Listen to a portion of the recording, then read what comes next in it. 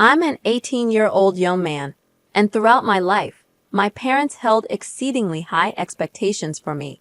They saw me as a representation of their status in society and aimed for me to excel in every aspect. From my earliest years, I felt the weight of their demands as they pushed me to achieve straight A's, win awards, join clubs, engage in sports, and participate in various volunteer activities. My life seemed to be meticulously planned from the moment I entered kindergarten. They insisted that I pursue a course I despised at a prestigious university of their choosing. Their motivation wasn't driven by my future success or financial stability. Instead, it was all about showcasing me as their accomplishment. Throughout my 18 years under their roof, they displayed no interest in my passions, hobbies, or dreams.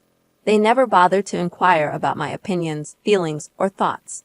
Concepts like freedom, privacy, and respect were nothing more than distant dreams in my life. In summary, my parents exerted complete control over every facet of my existence. They imposed strict academic standards, leaving me with no semblance of a social life. They made me dedicate countless hours to studying, even on weekends and holidays. Tutors and coaches were constantly monitoring my progress and skill development. Any mistake or failure resulted in harsh punishments, including public shaming in front of relatives and the few friends I had. Upon graduating from high school, my parents compelled me to apply for the course and university they had predetermined. They framed it as my sole option, denying me any say in the matter. They stressed that following their plan and making them proud was my duty and obligation, threatening severe consequences if I couldn't gain admission easily.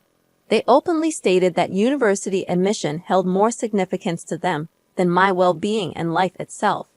My worth and gratitude were measured solely by my ability to secure admission there.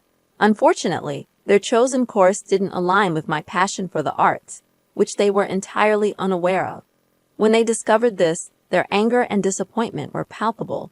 They accused me of squandering their time, money, and efforts, and claimed that I had shattered their reputation, hopes, and dreams.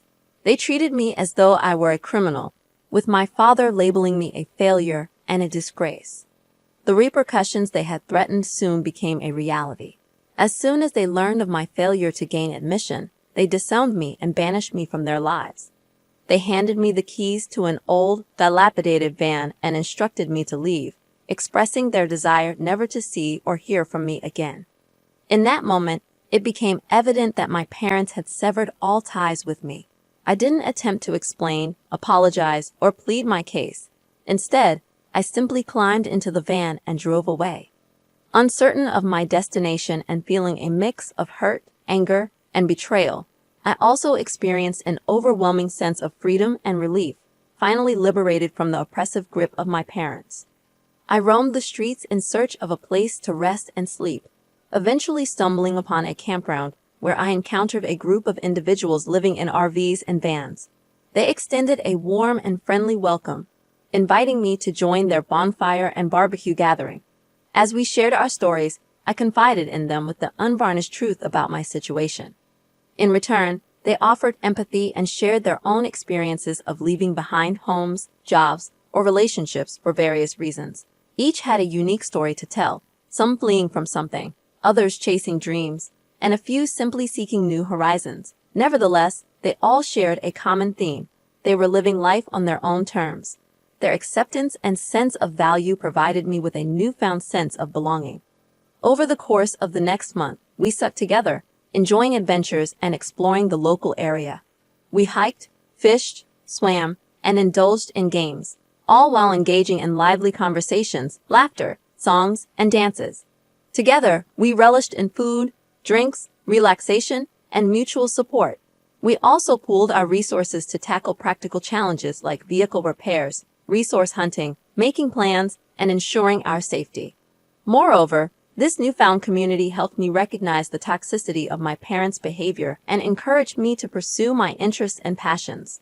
They wholeheartedly supported my quest to find my own path and goals, inspiring me with their tales of overcoming adversity to achieve success. That month spent with them was truly transformative.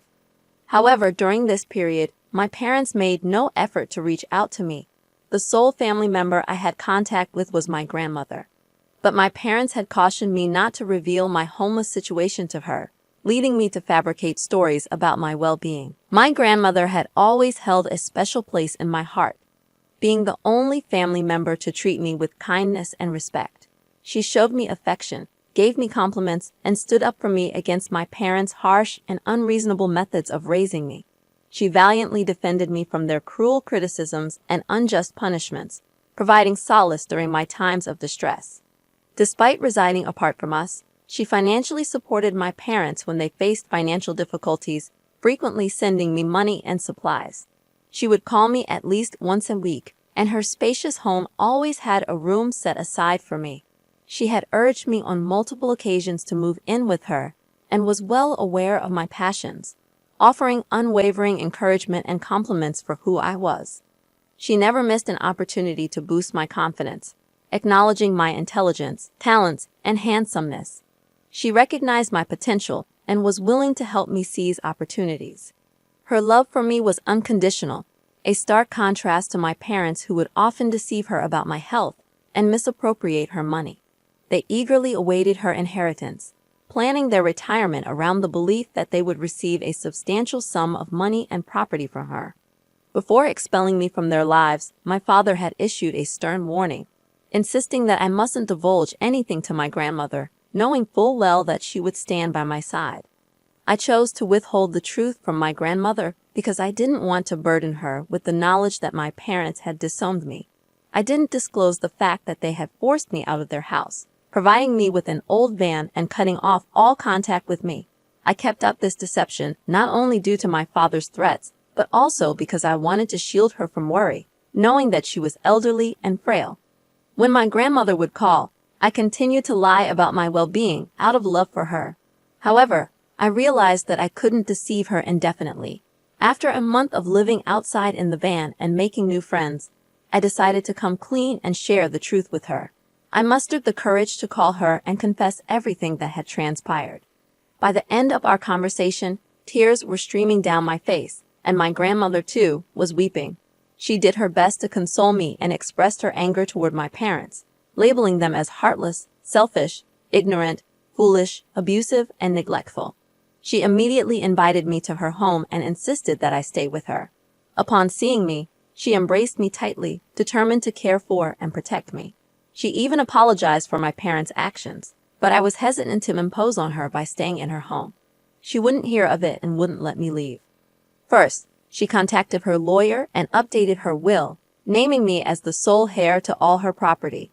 She then called my father and informed him that she had learned about everything, reading her will aloud to him. She declared that everything she owned belonged to me and admonished them for their terrible mistake and shameful behavior. She made it clear that she would cut them off from her inheritance, which was a significant blow to my parents, given their financial struggles and their reliance on my grandmother's wealth and property to maintain their lavish lifestyle and social standing. They had always expected to inherit everything from her upon her passing and had taken her generosity for granted. Subsequently, my father reached out to me, followed by my mother. They apologized, expressed regret for their actions, professed their love for me, and claimed to miss me. They wanted me to return home and promised to change. However, I saw through their intentions, recognizing that they were only trying to manipulate the situation to regain access to my grandmother's assets. In response, I laughed at their pleas and hung up the calls. I questioned whether I was being unreasonable for not granting my parents another chance. Despite my desire to continue my journey, my grandmother was opposed to it. She inquired about my academic aspirations and what I wanted to do with my life. My grandmother was well aware of my passion for art, so she suggested that I enroll in a community college in her locality. Despite my parents bombarding my phone with texts of apology, I hadn't made up my mind about forgiving them. My grandmother, however, made it clear that even if I chose to forgive them, she could never do the same for the harm they had caused me. 2 days ago, my mother sent me a photo of my father, claiming he was severely ill but refusing to go to the hospital unless I visited him. Both my grandmother and I sensed deceit in her message, but we decided to investigate. My grandmother, accompanied by her lawyer, planned to drive to my parents' home. If things went awry, she intended to intervene and rescue me. Following our plan, My grandmother visited my parents' home yesterday. Once inside, my mother snatched my phone, and my father locked me in a room. I had instructed my grandmother to wait for my signal, but when she didn't hear from me, she bravely approached the house with her lawyer. Faced with no other choice, my parents had to open the door.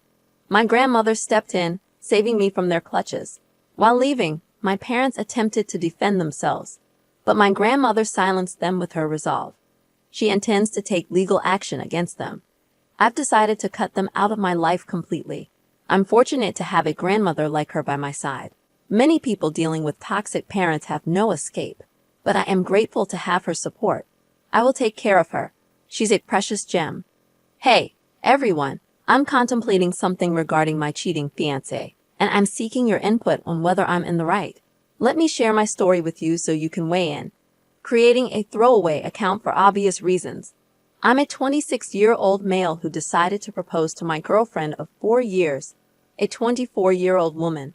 I popped the question 6 months ago, believing that marriage was the natural next step after our healthy 5-year relationship. I was financially stable and confident in my ability to provide for us. However, my perception of our relationship crumbled when I proposed. My girlfriend is incredibly social and active on social media. As I was taking pictures of her with the engagement ring, I noticed notifications from a guy popping up on her phone. Curious, I discreetly checked the messages and discovered that she was cheating on me. Based on their conversation, it was evident that she had been to his place multiple times, and he was eagerly anticipating her next visit. Although I'm not one to invade someone's privacy, I felt compelled to dig deeper. Considering her lack of tech-savvy skills, it was easy for me to access her laptop. She consistently used the same password for most of her accounts. Once, I gained access to her laptop, and the revelations were shocking. I wasn't prepared for what I discovered. My ex had been frequenting a local sex club, which had led to her making a multitude of new friends who had seemingly been more intimately involved with her than I had ever been. At the time of my investigation, she was engaged in conversations with about 7 men.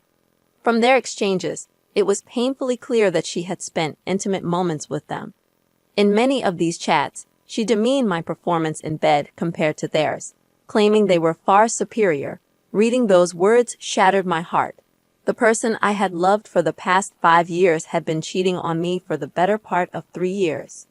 The weight of this realization hit me like a ton of bricks. I felt an overwhelming hatred for her, an emotion I couldn't adequately describe. I never thought I was capable of such intense feelings of loathing towards someone I had loved so deeply. I couldn't believe I was entertaining thoughts of harm towards someone I still cared for. That's when I decided on a course of action. I wanted to inflict mental and emotional distress upon her. Perhaps this makes me a morally questionable person, but I was determined to make her suffer the consequences of her actions. I contemplated my decision, slept on it, and ultimately committed to the plan. I pretended that everything was normal between us. I knew about her infidelity, but I didn't let on that I was aware of her cheating. I put on a facade, acting as if everything was fine. We both lied to each other, and I observed her with a fake smile whenever I saw her enthusiastically chatting on her phone, all the while wondering if she was betraying me again. It was torment living with her, but I believed that my revenge would be worthwhile. The plan was straightforward. I had no intention of marrying her. I allowed her to meticulously plan the wedding, knowing full well that it would be a solo affair since I had no intention of showing up. I accompanied her on trips to select wedding details, like flowers and decorations, though I had no intention of paying for anything. I even suggested that I would match her honeymoon expenses with whatever she spent on the wedding. She was delighted, naively unaware that she was racking up a significant bill. Her innocence brought a cynical smile to my face, even in the face of this elaborate revenge plan. I understood that my actions were cruel, but in my mind, I believed she deserved it. I continued to monitor her affairs, and unsurprisingly, she was still engaging in infidelity. Knowing this made it easier for me to witness her financial downfall over a wedding she would be attending alone. With our wedding just 2 days away, I found myself experiencing a touch of stage fright. I couldn't help but question if I would be considered a bad person if I followed through with my plan. After all, she was still cheating on me. Just 30 minutes ago, I confirmed that she was going to meet one of her partners at a bachelorette party. I had discussed my dilemma with my best man, and he believed that my actions were cruel when I could have simply broken up with her. Hello, everyone. I want to express my gratitude for your support and checking in on me. I didn't anticipate that you would appreciate my idea as much as you did. Your support means a lot to me.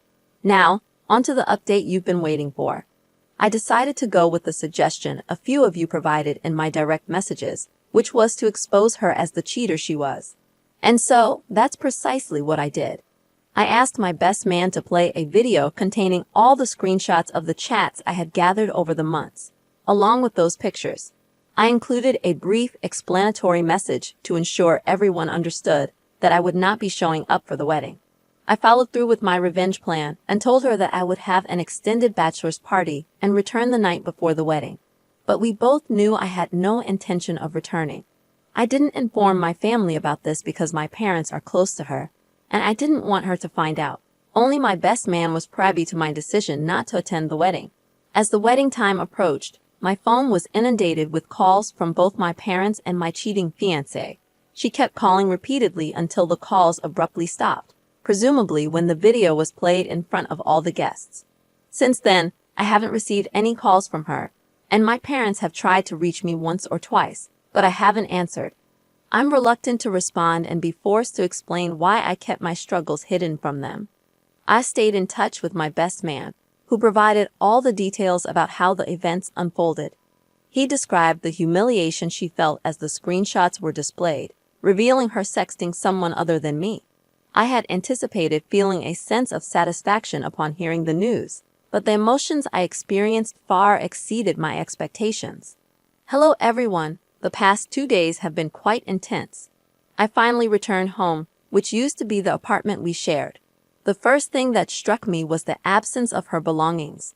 It turned out she had moved out during these past 2 days. She left numerous voicemails on my phone, pleading for me to reconnect with her.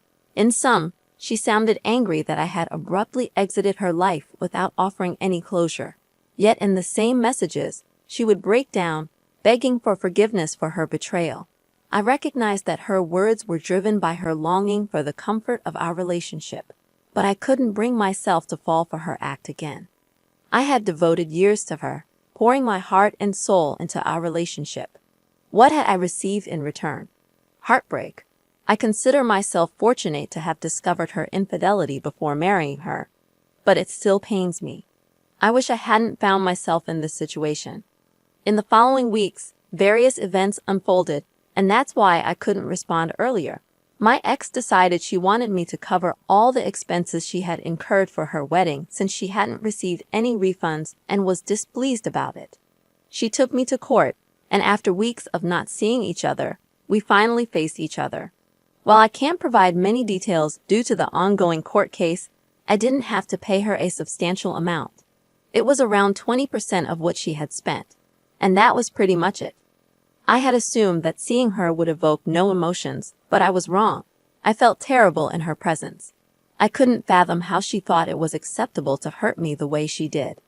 I had wanted her by my side forever, while she decided that sleeping with others was a preferable choice.